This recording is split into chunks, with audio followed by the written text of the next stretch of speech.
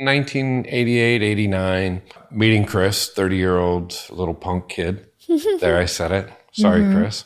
Read Memento. I was floored by it.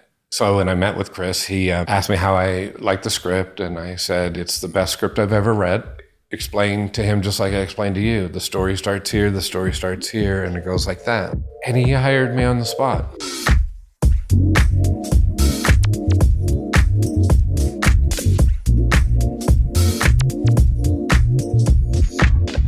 You're watching and listening to In Proximity. I'm Paula Mardo, and today we're talking to the Sinners script supervisor. Better take some notes.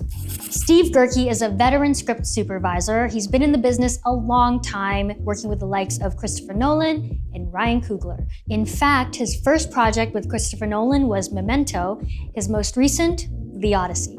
On this episode, Steve walks us through his career, things he's learned as a script supervisor, and the craft of what he does.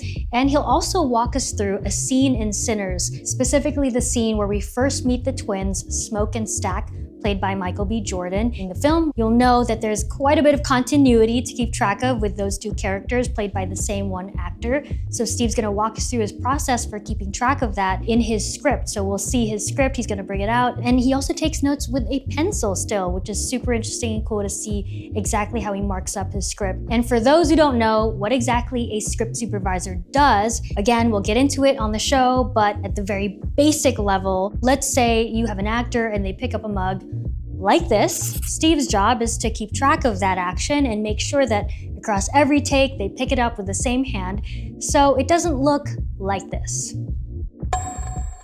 So we'll get into it on this episode. Get your pencils out, even your scripts, and take notes. Here's my conversation with Steve Gehrke.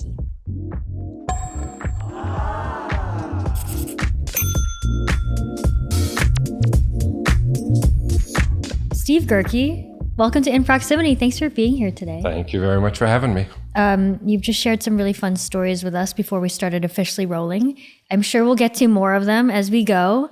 But before we start, have a little surprise for you. We asked someone in your work life, I guess, to send a surprise question. So I'm going to play that. Oh boy. We will find out who it is. The pressure. And then we will ask you to answer the question. You ready? As I'll ever be. Okay, here we go. Hi, Steve. It's Emma Thomas here. We've gone from seeing you every day for months on end to suddenly not seeing you for a couple of weeks. And I miss you. I hope you've managed to put your feet up.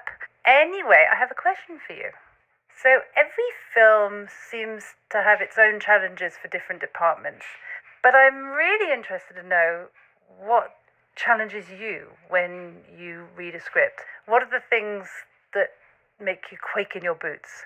Or maybe excited for the challenge? You know, you immediately see as red flags in a script that are going to be challenging to you as a script supervisor. I'm very interested to hear your answer and to hear all your wisdom. Bye. That was a surprise. Yay. For listeners and viewers, we'll throw the image up and name, but can you say who that is? And that is Emma Thomas. She is the producer of all of Chris Nolan's films and the producer of his 4 children. As people will find out, I've had 40 years in the business, and nowadays things don't upset me because I kind of think I've seen it all. But early on, it's like, you're just happy to be in the game. It's like, okay, give me the script. Yes, I want to read it. Yes. And then you try to read every single word and every single thing, and you just try to get familiar with it. And as you get on, there's more things to just knowing the script. I don't need to know the words. The words are important to the story. But now when I read a script, spoiler alert, I don't care about the words, so to speak, because I know that during the filming and during the reading, I will know the words. But I use the words just to see if there's any continuity that I need to go back and forth. But if you learn the words, directors are just going to change them on the day. So I focus on the structure and the integrity of the story. You know, what is the intent? A to B to C to D. In Chris Nolan world, it's F and Q and R and L and P and A and B. So I was very blessed. I want to say 1988, 89, meeting Chris, 30-year-old little punk kid.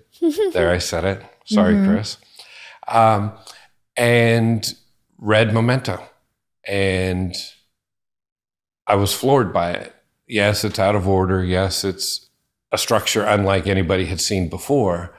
And it was so engaging to me that I understood it, because in film, everything is flat and linear, and we have to tell the story so people will understand it. In real life, we have 3 dimensions. So I know where everybody is in the room. And I don't have to worry about screen direction or story or anything. But with Memento, it's like the movie starts here at the beginning and the movie starts here at the end. And during the course of the story, it goes like that. And for listeners just who aren't watching this, basically Steve's got one finger up on one side, one on the other, left and right, and then he crosses them over, like the story kind of does in the movie. And people watching it the first time are like, this is crazy. What's going on? I'm so confused. Oh, I'm in a movie to be entertained, but now you're making me think. And I think that's the lasting impression that people will have of Chris Nolan, that every movie that we do makes you think. In Inception, there's like 5 or 6 different levels of dreams. Those are all different places in time in life. Dunkirk had 3 different stories, land, sea, and air. Each one we'd see differently. And as a viewer, you would know, oh yeah, this is what I'm watching. This is now from a different perspective. Yeah. So it's the same event, 3 different places, and it converges. So every movie has a different structure. Yeah. You get a romantic comedy, it's like, okay, boy meets girl, boy falls in love with girl, girl dumps boy, whatever. You know, but that's popcorn movies, and that's what we love, action movies. But it's like movies that make you think. You know, that's what I like. So I don't think I've answered any question, but No, it's okay. I was following the timelines here. But so when I met with Chris, he asked me how I liked the script, and I said, it's the best script I've ever read. And I didn't say that just to get the job, but I explained to him, just like I explained to you, the beginning is the end, and the end is the beginning. Exactly. And so you did that, and you explained to him that's what you saw in the script. And he hired me on the spot. Can you talk about your collaboration with Christopher Nolan? When you guys work together, like at what point do you jump on board, and what's your process for getting ready for production?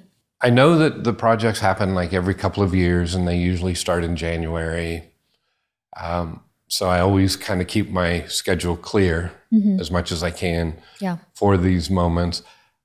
I just listen to crew members going, oh, we're starting up, or, oh, you know, I knew about the Odyssey while we were filming Sinners, because we use IMAX cameras on Sinners, and Christopher Nolan uses IMAX cameras, and there's only 6 cameras in the world. So it's kind of easy to keep track of where the cameras are. And while we were filming, I had heard, oh, Chris is reserving the cameras. Well, that tells me that, okay, they're going to do some camera tests. They're going to do some filming. Okay, maybe I'll keep a block open. Luckily, I've never had a scheduling conflict. I've always been available.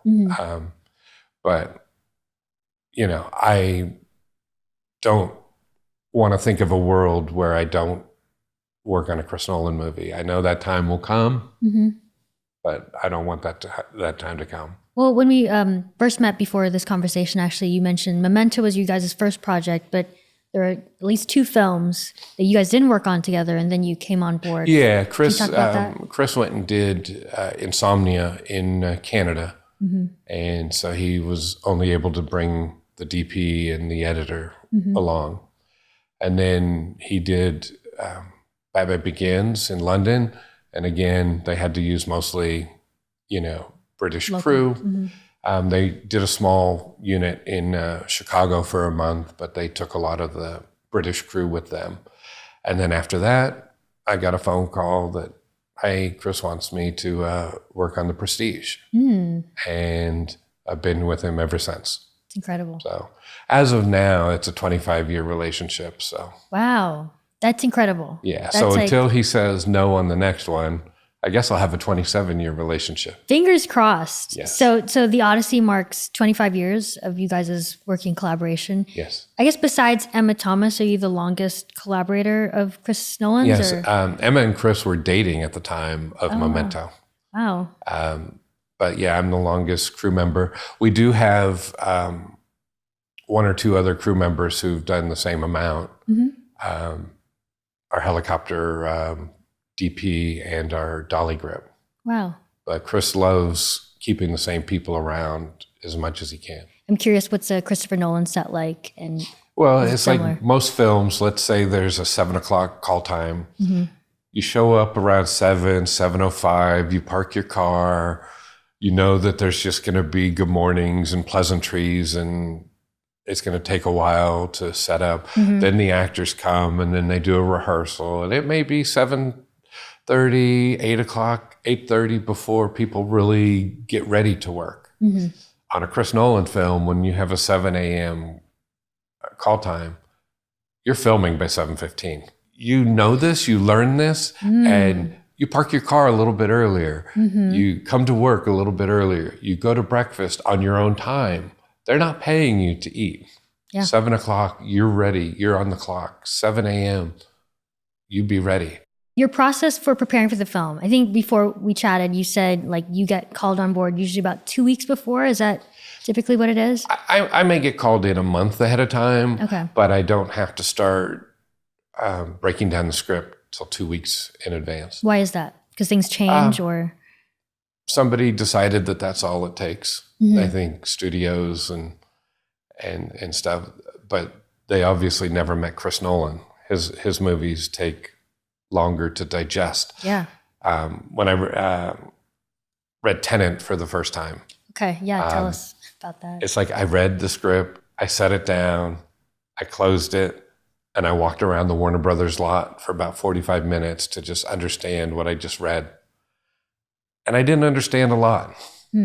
I walked back, I read it a second time, and I learned less.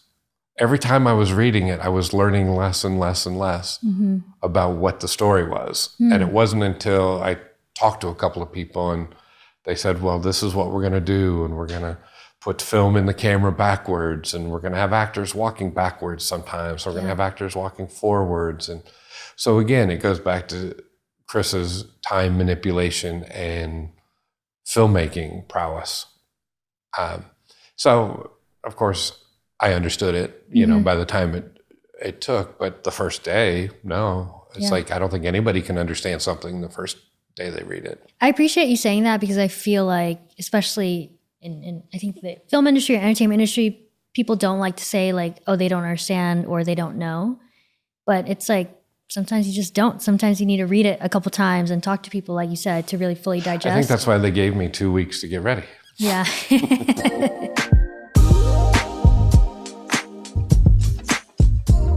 So what is your process for breaking down like a nonlinear script from Christopher Nolan or whoever? Like, how do you actually keep track of all those little details so that you're ready on set?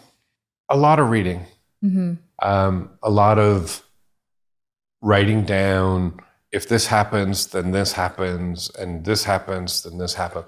But what I'll do is I'll take the script, I'll type everything up, I'll change each script into like one sentence, what that scene is about. When you say I'll type everything up, what are you typing? Like the scenes? So I'll type down my breakdown. So I'll start with scene one. Gotcha. I'll go exterior, farm, day. The characters walk out of the barn, let's say. Got it. And I'll do that for every scene. and the description. So it's the scene number, location, interior, exterior, what the location is, description of the scene, how long the scene is. Some scenes can be 2 pages long. Some scenes can be 4/8 of a page. Right. And then, so I'll do that for every scene. I won't think of the story. I'll just mechanically do the breakdown. Most shows start with day 1 and they go into night 1 and they might go to day 2 and then day 3 and day 4. So it's a linear representation, watching the script in order how a scene goes. But in a Chris Nolan movie, you might start with the middle of the movie. But I don't know that the first time I read it. So I'll do the scene breakdown in linear form. And then what I'll do is I'll actually make paper dolls. I cut each strip and then I just move the strips around to where they fit in the story. So at any moment, I can have just the whole script just all over the place in like hundreds of little strips, and I will move the strip. This happens first. This happens second. This happens third. And this is on a desk, on a wall. Like, what are you? I've done it on walls. Okay. You know, I've also done index cards. You know, just figuring out where everything is. Yeah. So once I'm familiar with the order of the story, now I compile that breakdown together, and now I have a story order breakdown. Now I know what day 1 is. Now I know what day 2 is. Now I know what night 4 is. Right. That helps costumes, makeup, hair, to let everybody know the real story. If we were filming it in story order, in conventional order, this is what happens first, which is invaluable. You know, so it's an extra level of breakdown. And it's important just for folks who are maybe not as familiar, because like, for example, for costumes, you know, oh, they're going to wear this outfit here, but you know, by this point they're changing. And even though in the screenplay, maybe that first scene happens in the middle, this other scene happens in the beginning, at least I know the order of the clothing, and they can kind of plan around that. I'm filming, in my mind, the story order breakdown, whereas Chris is filming and will edit the version that is in the script, which is pieced together in various flashbacks or memories, or, you know, his is his storytelling. Yeah. And then my breakdown is, well, what came first, the chicken or the egg? Right. You know. Right. And everything's up for interpretation. And so I'll do the breakdown, then I'll go to him and I'll say, you know, this is what I think. You know, it's like we're both looking at the same material, but it's like I just want his blessing that, yes, this happens before this happens before this. And there's still always going to be interpretation. In his mind, he already knows. Right. It all makes sense in his, I mean, he wrote it. Yeah. But it's your job to basically, and I actually wanted to get into this because as a script supervisor, I just produced my first short film. So I learned like very much how closely and how important a script supervisor and director should be working, right? Because the director has that vision in the story, but it's your job to really make sure, A, the story is told correctly, and also the team can kind of film things in a way that makes narrative sense. Is that right? Yeah.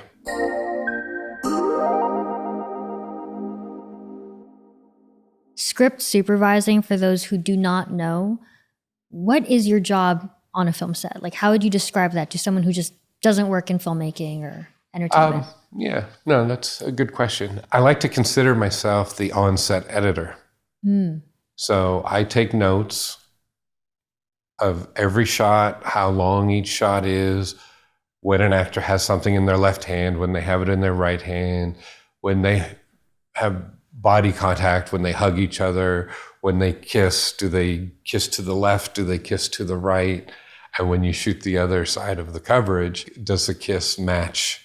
You know, a lot of times actors will know all this stuff. They do, they match their continuity. But there's many times when they go, oh, did I lean over to the left side or did I go to the right side? Yeah. You know? Well, I'd never thought about keeping track of kisses on screen. That's because detail. Because everybody hugs differently. You know, if you have a partner, you probably always go to one side or the other just out of comfort. But when you have new people, there's always that little hesitation, like, which side do I go on, you know? But you only have to do it once. But in film, you may have to do it 6, Several 8, 10 times. Yeah. So repetition helps an actor. But by the same token, I'm their safety net. You know, I always, you know, liken myself to a trapeze in the circus. Trapeze in a circus. They have a safety net for those people. They do their job. Yeah. I'm the safety net. You don't feel like you're the ringmaster, just like... Not at all. I am the safety net. Cool. However, yeah, the safety net by design has holes in it. So even I mess up sometimes, you know, but we're there to catch. And it's important to catch while you're in the same setup. If you mean camera setup, right? In the same camera setup. Yeah. Like while we're doing somebody's close-up. Right. If they do something different, don't wait until 2 hours later and go, you know, we did that wrong. It's like, you've got to be watching every single take and you've got to notice the imperfections in every single take. And if somebody has something in their left hand and now they have it in their right hand, or they don't have something, or now they don't have a jacket on when they should have a jacket on, you have to speak up and say something right away. Because then you can just do another take and it's like, oh, good, he saved the day. Right. But if you don't, and your camera's set up differently, then it waits till the editor calls and says, you know, we're watching the scene and they're not wearing a jacket in this scene. Oh man. You know, yeah. That's the phone call you don't ever want to hear. Yeah. Do you have like, you know how I guess DPs have like a shot list? Do you have sort of a list of things that you look out for with every take? Never, don't have a list. A mental list. I have a mental list. But it's like, that's what watching the rehearsals and seeing what the actors do and going, okay, on this line of dialogue, they're walking over to go do this. So then I watch during the takes and, okay, well, they seem to be matching. You know, it's like there is a little bit of play in performance and continuity. It's not hard cuts, but there are many times when, you know, continuity is a big issue. Yeah.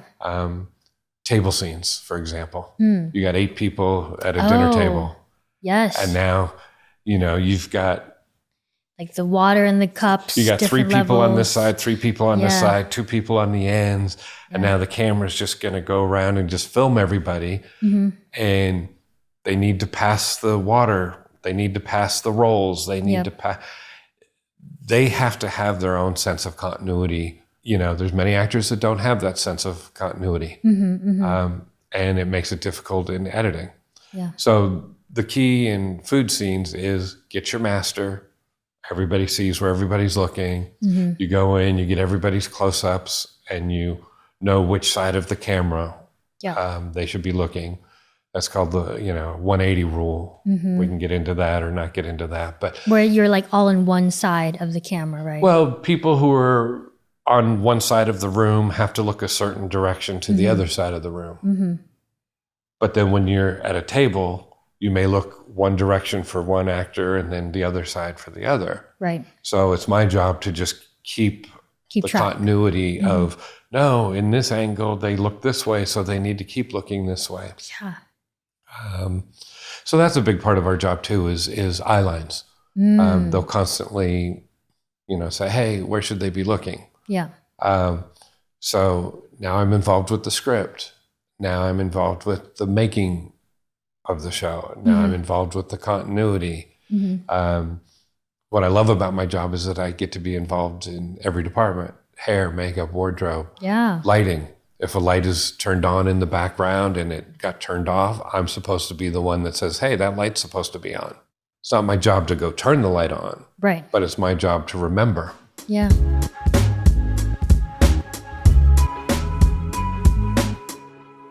Let's talk about Sinners. How'd you end up working on the film? I was working in Atlanta on a show. Got a phone call from Will Greenfield, producer, and says that he's got a movie, and, you know, He thinks I'd be perfect for it. Yeah. But I had to interview with Ryan on a Zoom call. Was this your first time meeting? First time meeting was on Zoom. Mm-hmm. And had you read the script already or not? Yes, I'd already read the script. Okay. I thought it was a wonderful script, great original idea. Mm-hmm. Can I stop you right there? As someone who's read many scripts and has such a close relationship with it, you just called it a great original idea. Yeah, what was it about it that made you think, oh yeah, I'll take this Zoom call with Ryan Coogler. Oh yeah, I'm interested in this. The story is not a book. The story is not historical facts. The story is interpretive, creative, having one character play brothers.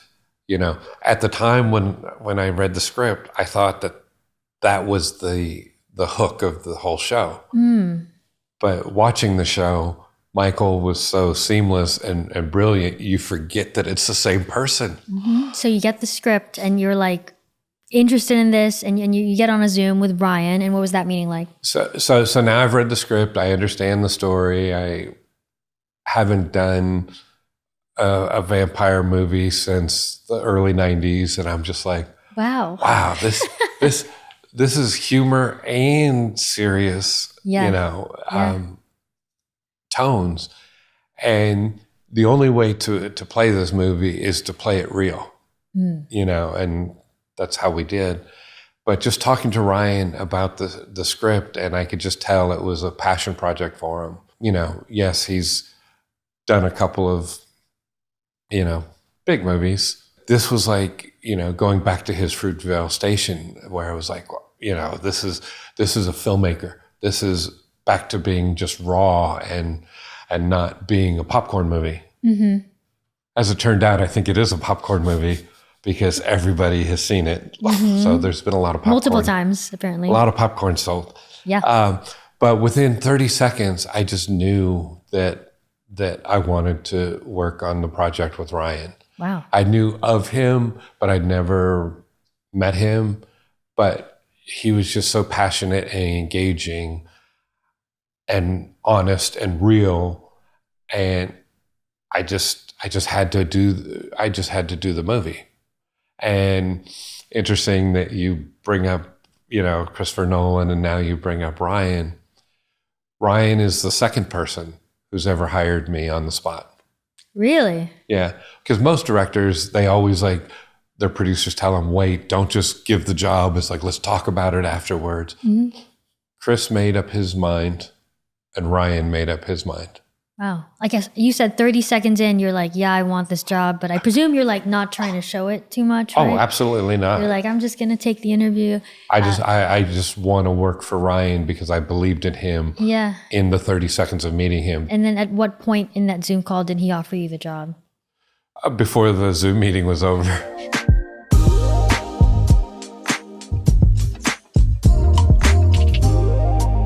What's in your script supervisor toolkit when you're on set? How do you work? Or what are your must-haves?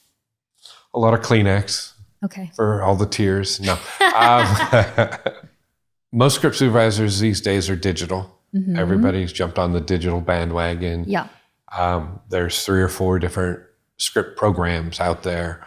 Everybody likes a different program. What's your program? My program is old school. I like to stay old school. But nowadays, a lot of people use digital notes. They all like the computers and stuff. I still use paper and pencil to do my notes. I write down everything, freehand, write it down, keep track of it. But now that takes too much time for people. Mm-hmm. Now people would rather type. Well, my feeling is if it's not broke, don't fix it. Mm-hmm. And, 40 years I've been writing my notes. You learn to develop a handwriting that other people can read so you don't have to go back and retype everything. Mm-hmm. I find that having the tangible script in your hand and not a computer screen. Oh, I hit the wrong button. Oh, just a minute. Oh, I just erased that. Oh. That's not going to happen with me. Mm-hmm. I've got the pages that I use for the day, put them on a clipboard. I always have the pages there. If an actor says, hey, can I see the script? Boom. I hand them my clipboard. It's got the script right there. Yeah, that's really cool. I mean, it's great. I guess you've adapted to modern technology, but you still have your traditional practices. It's like you've honed your skills for so many years now. Right. Like, why change it? But I have found that I've lost a few jobs because I'm not digital. Oh, wow. Because editorial, they want, the new certain programs, the new fad. But I feel you don't tell a hairdresser what brand of brush to use. You say, go get a brush. Or they've got a brush. They got a brush. You don't have to. But it's like you don't tell them which one they have to use. Exactly. Don't tell me how to do my job because I retain that information by writing it down. I'm putting it to memory. If I'm just typing, it's just letters and words and characters, and you don't go back and look at it.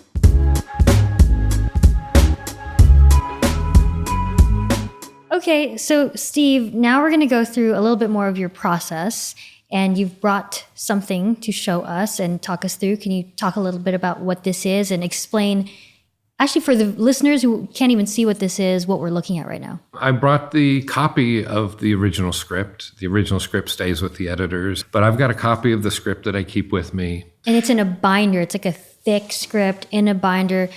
Lots of lines and numbers, and he's got his notes all over this. But specifically, we're going to go through a scene. And what scene is this? This is scene 6. This is when Smoke and Stack are standing outside the lumber mill waiting for Hogwood to arrive. It's an interesting scene because we actually did some camera tests because we wanted one still frame, one master, and 2 people who happened to both be Michael B. Jordan in the frame.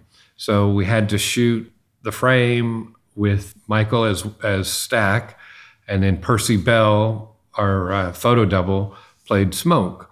And so they have to interact. They have to pass a cigarette to each other. They have to light a cigarette, play with their guns. They move back and forth. They grab a bag, and then they exit frame.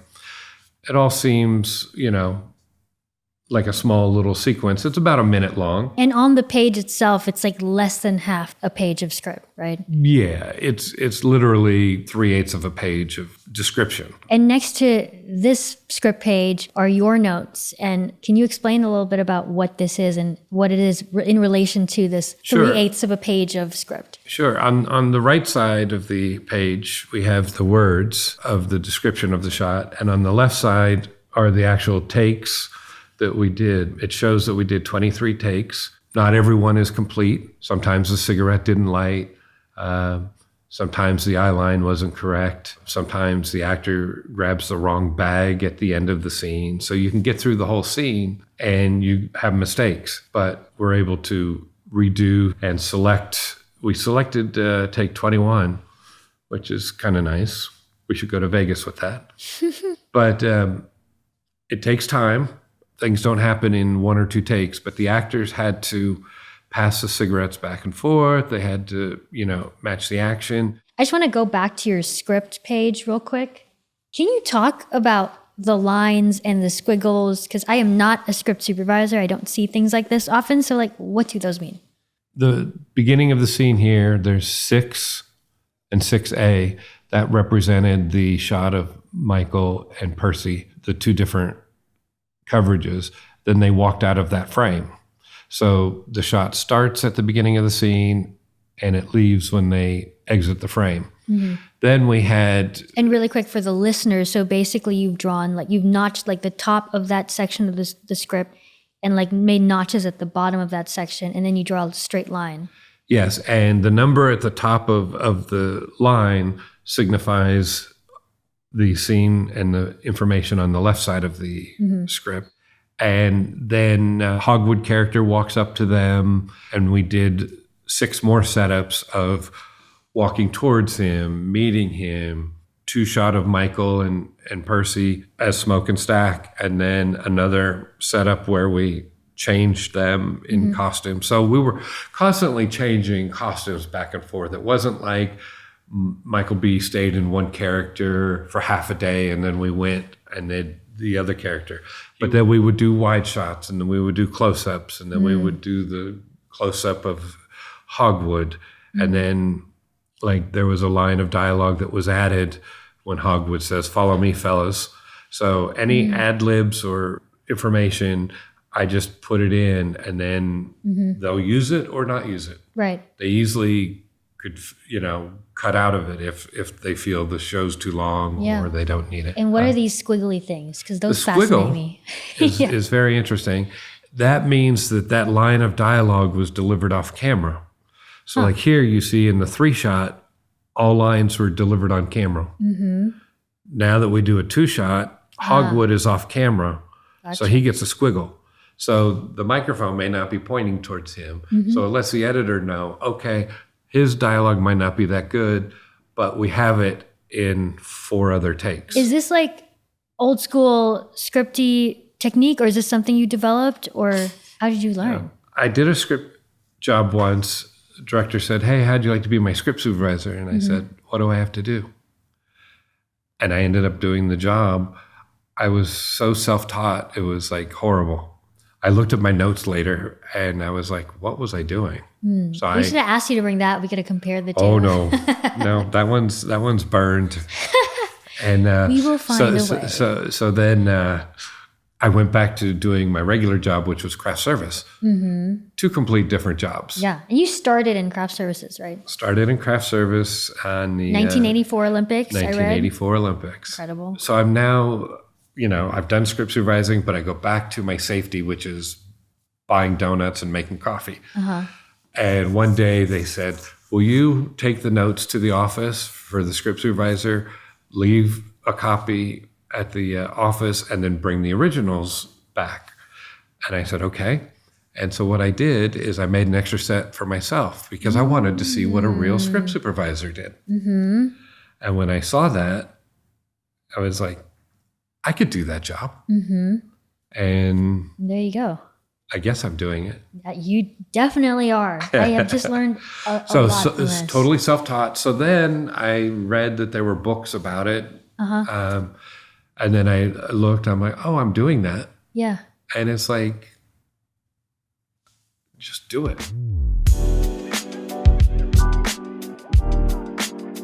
Prox Recs.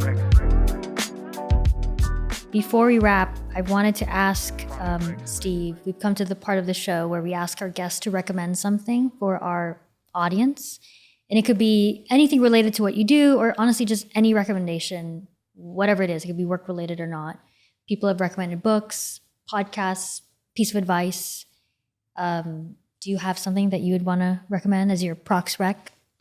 Well, as it relates to my department, if anybody wants to learn script supervising, the best way is not to just get thrown into it like I did. But if you want to do any job in anything in this industry, find the people who are doing it and follow them. But learn your craft before getting too deep into it. Because you may find out you don't like it, or you may go down the wrong hole. And I tell everybody, I've never had a day at work because I love every day. That's the dream. Yeah. So cool. That's a great piece of advice. Thank you, Steve, for being on In Proximity. I learned so much about this. Great. Are you going to take over my job now? I don't think that's my department, but I will think about it. It's not for everybody. No, but it was really cool to see your process, and I'm sure a lot of people are going to learn a lot from this. So thank you so much. Thank you for having me. In Proximity is a production of Proximity Media. The show is hosted, directed, and produced by Paula Mardo. Executive producers are Ryan Coogler, Zinzi Coogler, and Sev Ohanian. Theme song and additional music by Ludwig Göransson. Patrick Apino is our co-director and director of photography. Ken Nana is our sound designer and mix engineer. The production team includes Brittany Brown, Isabella Miller, and Alexandria Santana. Follow us on social media at Proximity Media. For transcripts and more information, head to proximitymedia.com.